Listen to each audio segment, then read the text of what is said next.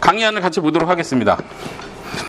첫 번째 강의 안에 있는 그 첫 번째 페이지는요, 동기부여하는 내용입니다. 정말 우리가 정말 하나님 앞에 소명을 받고 사명을 받았다면 과감하게, 우리 이번에 세미나 주제를 쫄지 말고 교회 개척 이렇게 잡았는데, 그런 좀 초라하지 않습니까? 쫄지 말자, 이 말 자체가 부정적이잖아요. 일단 뭐 담대하게 이렇게 안 하고 쫄지 말자.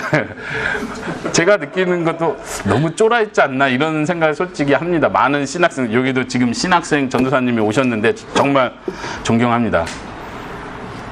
예, 저도 신학교 들어가기 전에 개척을 했으니까 아무 생각 없이 했는데, 이제 생각하시고 개척을 하셔야겠죠. 그런데 이 분위기 자체가 자꾸 이렇게 쫄아드는 분위기, 큰 교회에 줄 서서 청빙 받을 준비를 하는 건 막 다들 줄은 서는데, 교회 개척하면 되지 않나?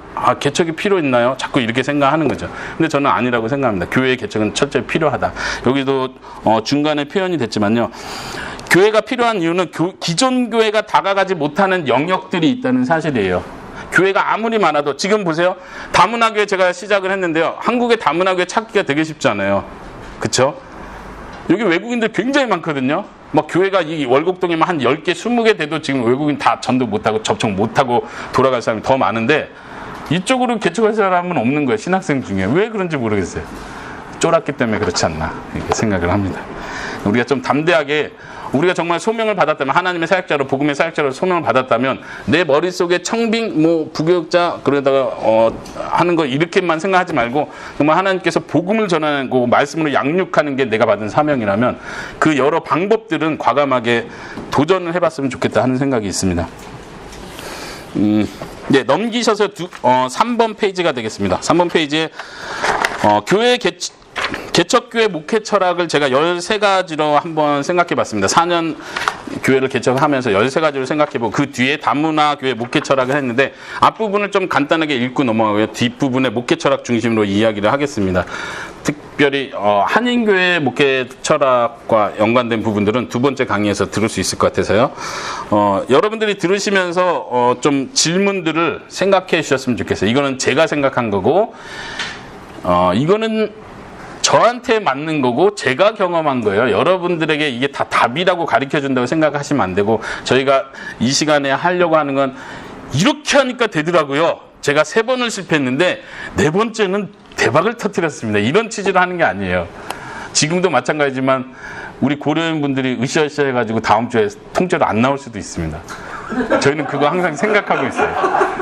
많이 모인다고 좋은 게 아니기 때문에 최소한 4명은 남지 않을까. 아까 세례받은 4명은 최소한 남지 않을까. 우린 항상 그 생각을 합니다.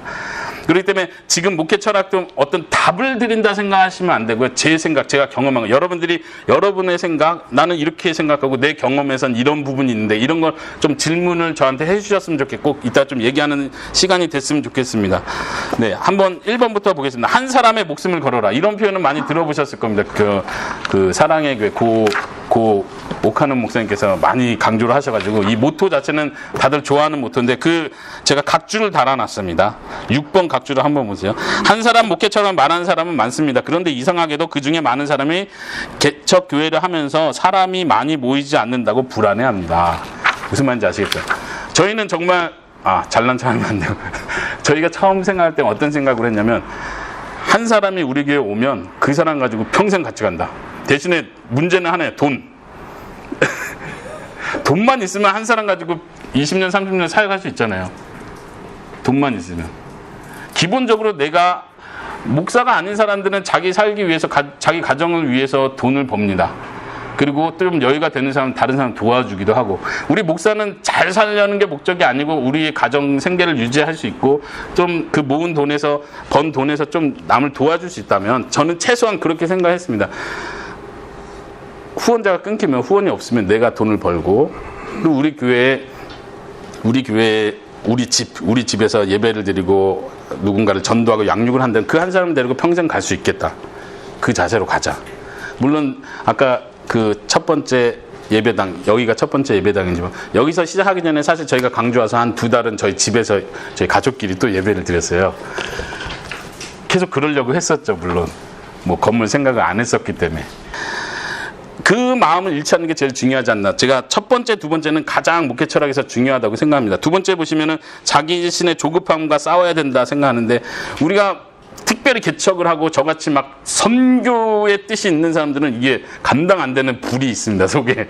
그래서 이거를 절제하는 게 참 힘들더라고요. 막 그냥 밤낮을 안 가리고 막 전도하고 싶고, 막 가정 다 팽겨치고 뭔가를 막 계속 막 하고 싶고, 일 자체에 내가 타버리겠더라고요. 근데 하나님께서 아내 임신하게 해주시면서 이게 페이스를 조절하게, 지금 뜰 때가 아니다, 좀 쉬어라, 천천히 내가 한 명 한 명 붙여주겠다. 저희가 사역하면서 느끼는 것도, 하나님이 정말 한 사람 한 사람을 준비된 사람을 보내주는구나, 이걸 저희가 참 많이 느꼈습니다. 세 번째, 사람이 오고 가는 것으로부터 자유해라. 물론 당연하죠. 개척교회는 한 사람이 올 때 누가 왔다, 벌써 마음에서 콩닥콩닥 뛰기 시작하고, 왠지 막 내가 어떻게 해야 되나 막 긴장하기 시작하는데, 이 마음을 내려놓는 게 중요하지 않나. 네 번째요, 말씀만이 사람을 변화시킨다는 사실을 믿어라.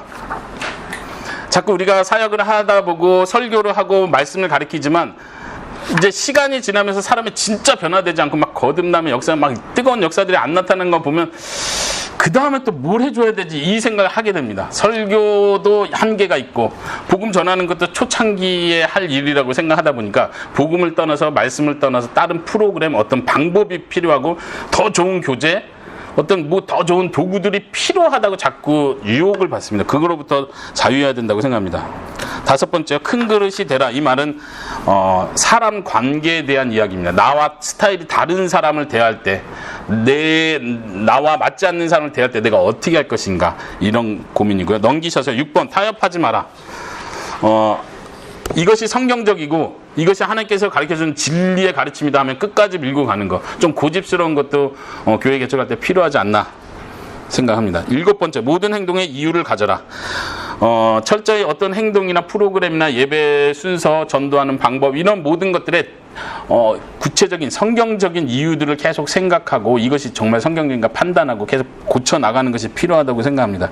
생각이 훈련되지 않으면 나중에는 나도 모르는 사이에 되는 방법, 아주 올바른 방법이 아니라 되는 방법을 그냥 쫓아가요. 이렇게 하니까 되던데, 저 사람도 이렇게 하니까 됐다던데, 이거를 그냥 쫓아가게 되는 거죠. 자기 철학을 정확하게 갖고 이유를 가지고 있는 게 중요하다고 생각합니다. 여덟 번째는 분별하는 것. 세 가지를 적었는데요. 진리와 전통을 분별할 수 있어야 됩니다. 복음과 문화를 분별해야 됩니다. 우리가 진리를 외친다는 이유로 막 전통을 진리와 동일시시킨다든가, 복음을 전해야 되는데 문화 자체를 계속 전하고 있는 애매한 상황들이 계속 있습니다. 그래서 계속적으로 분별하는 게 필요해요. 특별히 외국인 사역이나 선교사 입장에서는 더더욱 그렇다고 생각합니다. 교회 안에서 군중과 참신자를 구별하는 거. 아까 말씀드린 것처럼 저와 아내는, 우리 교회 핵심 멤버는 지금 말씀을 양육받고 있는 사람 4사람이다, 이렇게 생각하고 있습니다. 4사람인데 사실 아까 말씀드린 장로감인 그 형제 빼고 3사람은 굉장히 성장 속도가 느린 사람들이에요. 그래서 어느 때는 이 3사람보다는 다른 멤버들에게 더 마음이 가는 거예요.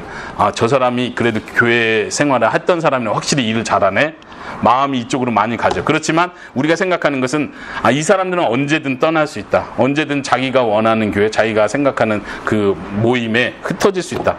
정말 여기서 시작했고 느린 것 같지만 이 사람들을 알아야겠다, 이 사람들과 함께 가야겠다, 이런 생각하는 거죠. 그래서 군중과 참신자, 우리가 거듭난 사람 딱 분별하는 건 아니지만, 이 사람이 진짜 믿음으로 하나님을 바라보는 마음으로 교회에 나오고 있는지, 여러 가지 이유와 조건들 때문에 오는지를 분별하는 거예요. 세 번째는 참신자와 거짓신자. 이것도 비슷한 표현인 것 같지만요, 분리를 위해서가 아니라 바른 가르침을 위해서, 격려를 위해서 필요하다. 그러니까 때로는 말씀으로 가르쳐야 되고 양육하고 징계해줘야 되는데, 그런 면에서 무엇이 참된 믿음의 표현이고 그렇지 못한 것이 무엇인지 분별하는 것이 필요하다고 생각합니다. 아홉 번째는 시간이 지나도 초기 멤버에 집중해라. 네, 이 부분도 굉장히 제가 중요하다고 생각하는 부분입니다. 13가지 목회 철학 리스트인데, 정말 계속 쌓이고 쌓여서 중요하다고 생각하는 것들을 적어봤습니다. 10번째요, 당신의 가족을 잃지 마라. 네, 거기 표현을 제가 좋아합니다. 첫 번째 양떼는 가족이다. 하나님이 나에게 맡겨준 첫 번째 양떼는 가족이다. 첫 번째 양은 아내다. 아내를 포기하고, 아까 그 위에서도 초기 멤버에 집중하라고 했는데, 초기 멤버는 저희 아내하고 우리 아이들이거든요. 근데 이제 교회가 성장하면 초기 멤버는 다 버리는 거죠. 이제 당신이 안 도와줘도 우리 장로들하고 할 수 있어.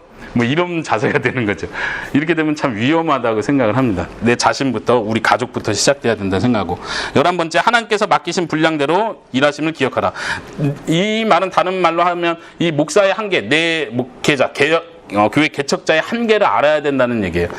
자꾸 다른 사람, 성공한 사람, 훌륭한 사람, 뭐 꼭 세속적인 성공이 아니더라도 정말 말씀으로 하나님 중심의 교회를 개척해가지고 정말 열심히 하고 있는 목사님 보면 난 아직도 말씀 중심이 아니라서 이런가? 또 이렇게도 비교를 당하는 거예요. 세속적으로 성공한 사람들이 우리가 쉽게 분별해냅니다.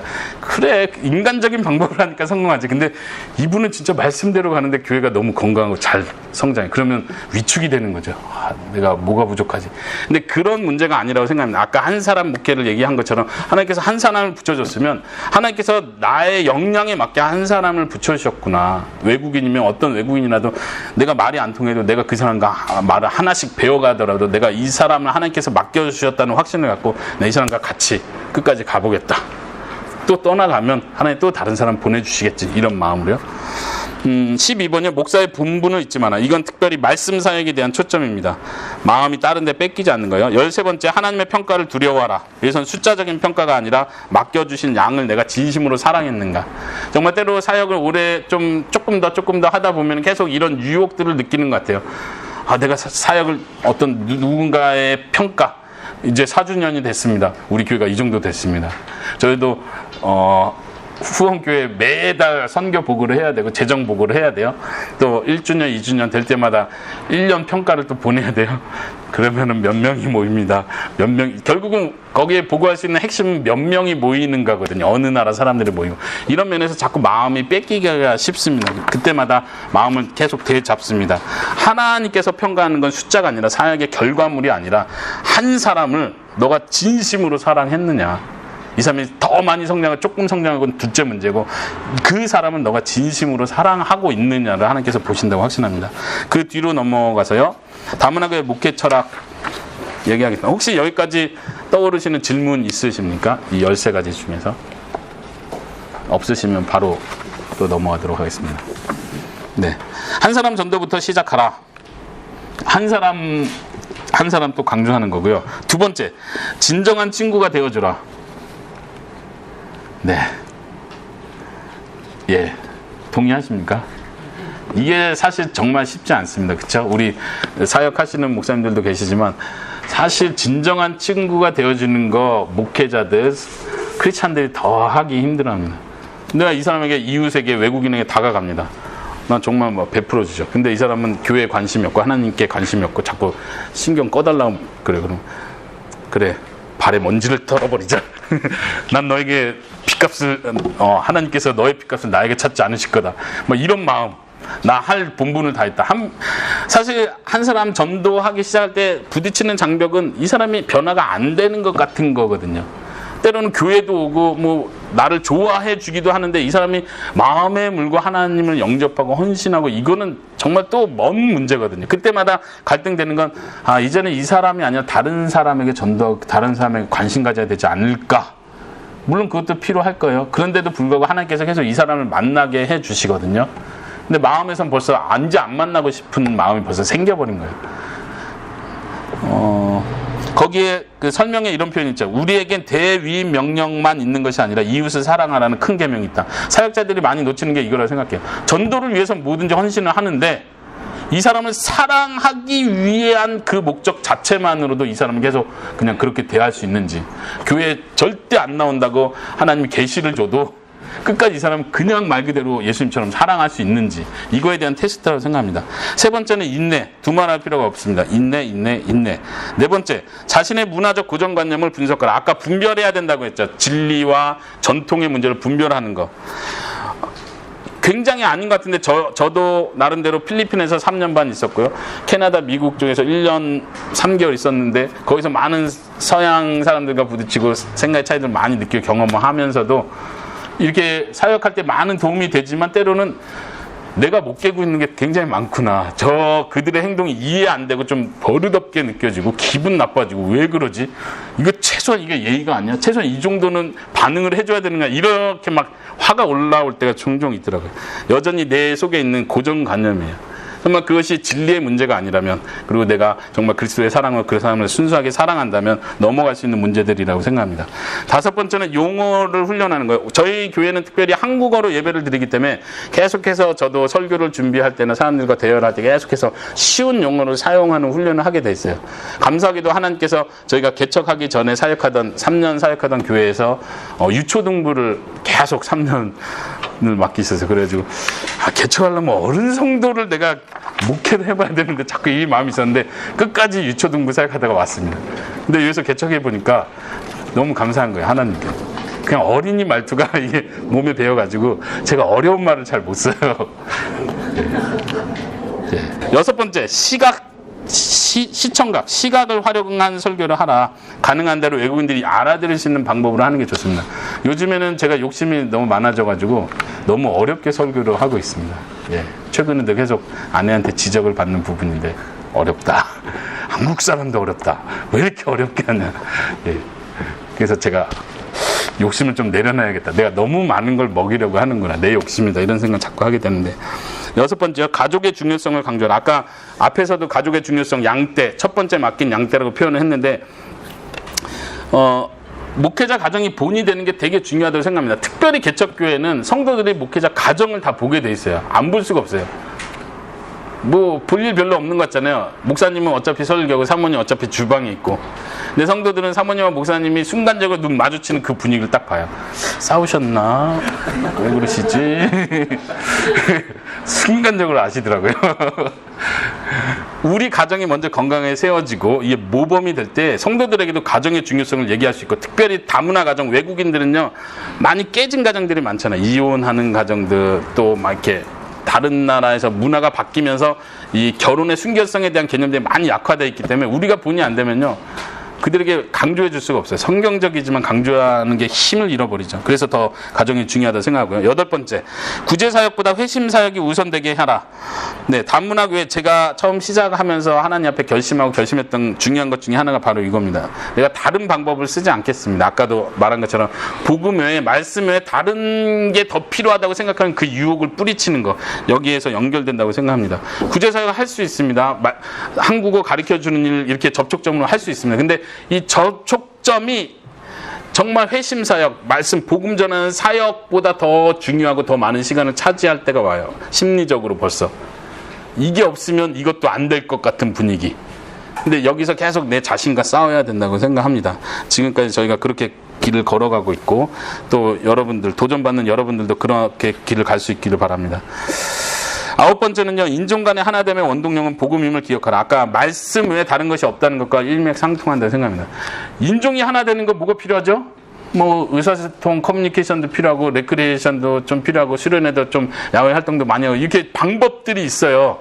그런데 그게 아니라는 거예요. 제가 특별히 9번에서 강조하고 싶은 제 이야기가 하나 있는데, 제가 캐나다에, 미국에 있을 때 다문화 교회들 약 20개, 30개 가까이를 매 주마다, 혹은 괜찮다 싶으면 한 달, 두 달 있으면서 미국, 캐나다에 있는 다문화 교회들 계속 방문했었거든요.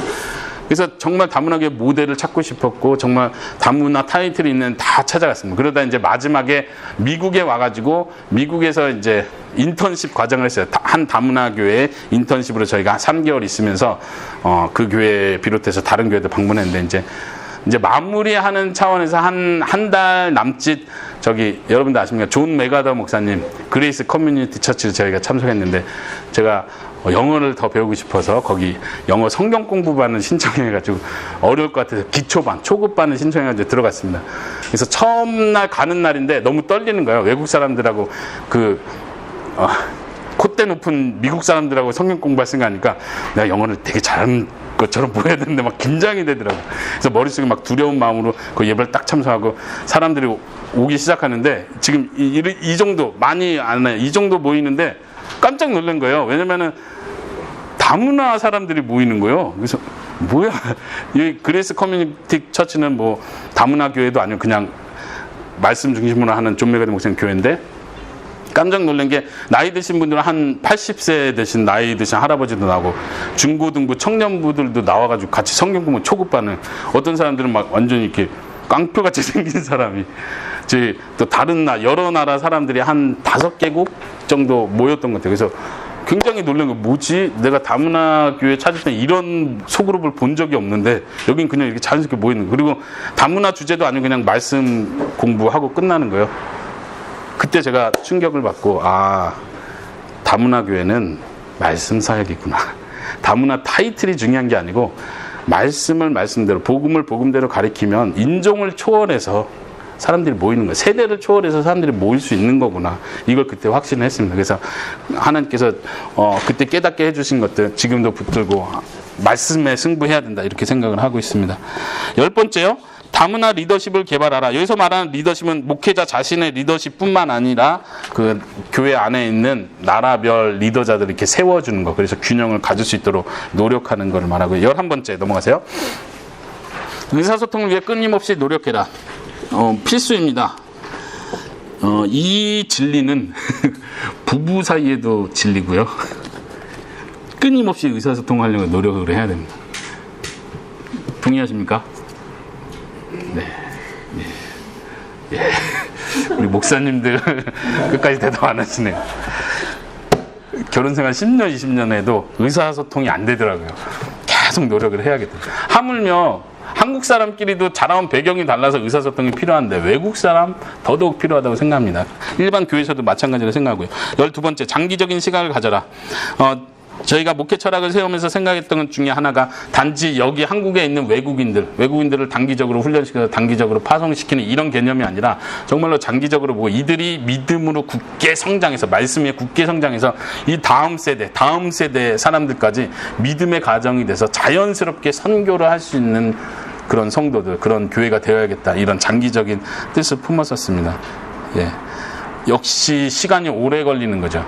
저희 처음 개척할 때 우리 박영주 목사님한테도 그렇고 항상 이렇게 모토를 외쳤던 것 중에 하나 10년만 버티자.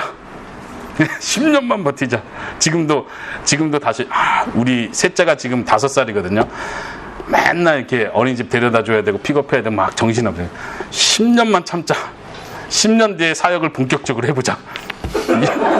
지금 너무 정신없어 애기 때문에 10년 뒤에 사역을 본격적으로 하자. 장기적으로 보는 안목이 진짜 필요하다고 생각합니다. 안 그러면 초반에 지쳐버리는, 초반에 불타서 없어지는 거죠. 네. 마지막, 서로 다름을 인정하고 다양성을 즐겨라. 이것도 부부간의 저희 부부 관계에서 배운 핵심입니다. 서로 다름을 인정하는 게 핵심이구나.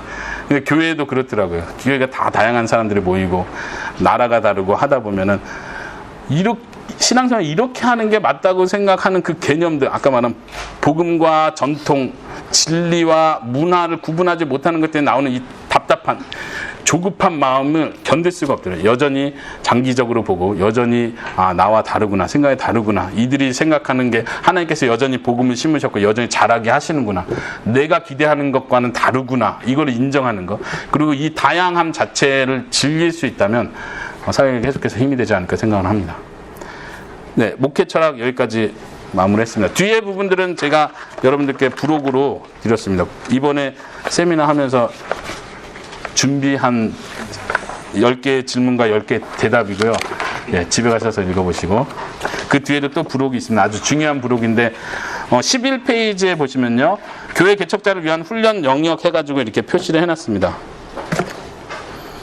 그 리스트만 한번 쭉 보시고 그 검은색 두껍게 칠해진 그 부분들, 큰 타이틀들을 보시면서 교회 개척자가 이런 영역들을 미리 봐둘 필요가 있구나, 이렇게 한눈에 좀 볼 수 있었으면, 도움이 됐으면 하는 마음으로 쭉 적어봤고요. 거기에서 중요한 두 사이트가 있는데요. 하나는 가플리징 바이블 스쿨 다음 카페가 하나 있고요. 하나는 우리 교회 개척자 다음 카페가 있습니다. 두 카페를 잘 활용하시면, 저희 박영주 목사님과 제가 처음 마음을 맞추면서부터 계속 자료들을 모아왔던 자료들을, 중요한 자료들, 이 카페 자료의 원칙은 목회적이지 않고 실질적이지 않은 자료는 제거하자. 왜냐면 요즘 워낙 자료가 많아서, 사실 자료가 많아서 망하더라고요. 마음이 분산돼가지고. 그래서 쓸데없는 자료를 제거하는 작업이 굉장히 중요하다고 생각해요. 그런 의미에서 카페에 좋은 자료들 계속 모아놨으니까 지금 여기 오늘은 제가 강의 여기까지 하고요. 여러분들 계속 카페 자료들이나 또 이런 계속되는 연락을 통해서 여러분들 교제할 수 있기를 간절히 바랍니다.